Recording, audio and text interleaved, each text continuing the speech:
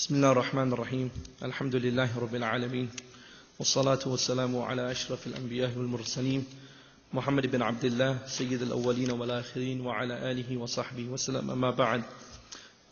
Tun Dr. Mahathir Muhammad, Tun Dr. Siti Hashma, respectful members of our panel, and my dear respectful brothers of faith and humanity. I greet you with the greeting of salam, which is peace, which connects or is part of the subject of today, which is about peace and justice. Now, before I start, just over 2 years ago, I was on this podium, and I began my speech or my deliberation to you by sharing with you a story, a tale from Afghanistan. I don't know if you remember it, but I'll tell you it again. There was an American that went to Afghanistan to seek enlightenment. And when he went to Afghanistan, he met the first Afghani, and he said to him, "Who is the most learned individual in your land? Who is the most intellectual person in your land?"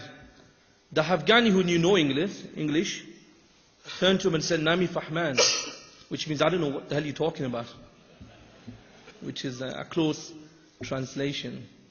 So the American went to seek this person called Nami Fahman. And he came across a funeral procession. And when he got there, he said again, out of curiosity, to one of the people at the funeral, "Who's that man who's passed away?" Again, the Afghani knew no English, said, "Nami Fahman." And some say it's Nami Sahman. I'm not a Afghani, so I can't tell you the exact pronunciation of it, but he said that word. So the American said, "Oh, to think that he just passed away and I've just missed him." So the moral of this story is that we have to understand people before we can benefit from them. Before you can actually take any benefit from anyone, you need to understand their culture, you need to understand their background, you need to understand what those individuals are. So you need to understand people, and in the current crisis that we find around the world, there's too many people shouting without understanding what each side is actually saying. The subject is peace and justice. Both of these words, peace and justice, in my opinion, are coherent in its definition to the meaning of both of them. What do I mean? In other words, when we enforce peace and justice in society, we then become what we call, or what I call, moral, or a society of morality, or a society which somebody mentioned the other day, which is civilized. In other words, when we implement what we call the points of peace and justice into our lives, we then become what we call civilized people. And the concept of justice, and I give you the definition of Plato. He actually said it meant being righteous, fair, and treating others with equality. It means being righteous, it means being fair, and treating others with equality. In other words, giving individuals their God-given right. The God-given right to what? To live in peace and tranquility, to have shelter, to have clothing, to live without the fear of what religion I belong to, or what creed I belong to. Am I Iraqi? It doesn't matter. Somebody mentioned, and I mentioned it to our Iraqi brothers, that in your land in Iraq, you never had something called Shia or Sunni. We shouldn't really have this anywhere in the world. We shouldn't distinguish between Muslim and Christians and Jews. We have all our religions. I am a Muslim, I follow my belief. The Christians follow their belief, the Jews follow their belief. But we have to have respect and honor for each other. And when we develop and we cultivate that respect and honor into ourselves, we then develop what we call a society that's based upon morality. And that's not just for faith, that's even for people who don't believe in faith. We have to have love and respect for those people who don't believe in what we say. You see, when we come to that peak, or when we come to that stage of life where we respect a fellow human being, irrespective of his background, then we reach the level of what we call morality. Then we reach the level of what we call a civilized society. That is the. In other words, justice is the quality of being fair to everyone. And Plato, he mentioned something profoundly about justice, which I thought was outstanding. He says justice are categorized into two groups. Justice is of two types or two groups. He said individuals, and he then called it universal or society. In other words, when we put these two definitions together, individual justice and the justice of society, or the people who are responsible to give this justice to individuals and to society, then we reach the level of morality. Then we reach the level of what peace and tranquility.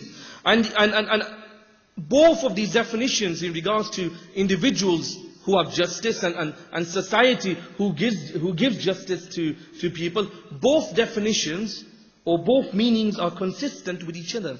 There's no conflict. This was the difference he had with Aristotle.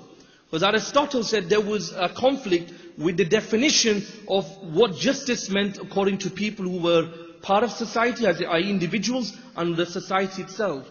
Where Plato differed, and he said no. He said both justice for individuals and justice for society, they're coherent to each other. They go hand in hand. There's no differences in that. And in other words, individuals, why do individuals play a part in regards to justice? And that's because the characteristic of having justice in individuals means what? It means internalizing, it means actualizing justice into your life to do what? In order to place it in all forms of society. You become just people. You see, justice doesn't start with society as a whole. It doesn't.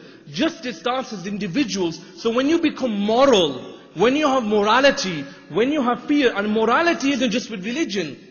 This is a fallacy to think that morality is just for people of faith. It's a universal thing. It's that which unites everyone.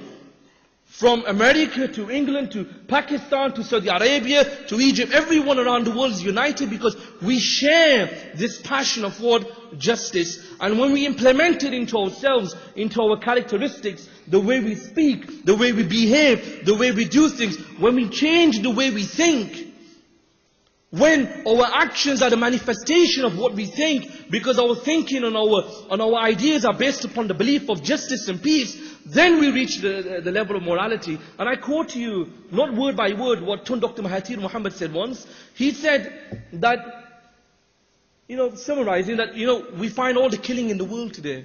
I mean, look how many people died in the First World War, the Second World War. Can we still call ourselves civilized people when war exists today? Is this what we call civilized, by killing people because I don't agree with them? Is this what we call civilized, by killing people because you want to take their natural resources? Is that what you call civilization? Is that the civilization we want for our kids? Is that what we are preaching to our kids? Is that what we are saying to our kids? Play war games, play games to become what? Doctrinated? This form of doctrination of kids to do what? Is this the form of preaching we are doing to our kids? Is this the form of education we want for our people, as society at large? No. So we have to change this aspect. Now, I want to talk about one thing, and I'll wrap up with this. And that is, the media in itself, not all of it, on large, is responsible for a concept which we call Islamophobia, which is a doctrination of society at large, of blaming everything or demonizing Islam and Muslims. And I'm coming from the West, I come from the UK, so I'm giving that prospectus from the UK. Now, I remember what Michael Carmichael said 2 years ago here. A fantastic individual. He said, and he did a presentation, he said that it was the media that was responsible for the demonization of Islam, that then gave the legitimacy to certain people to invade certain countries. It wasn't the main reason, but it was one of the reasons that was within, that gave the jurisdiction for people to say, okay, the war was fine. Why? Because you've got all of these fanatical people.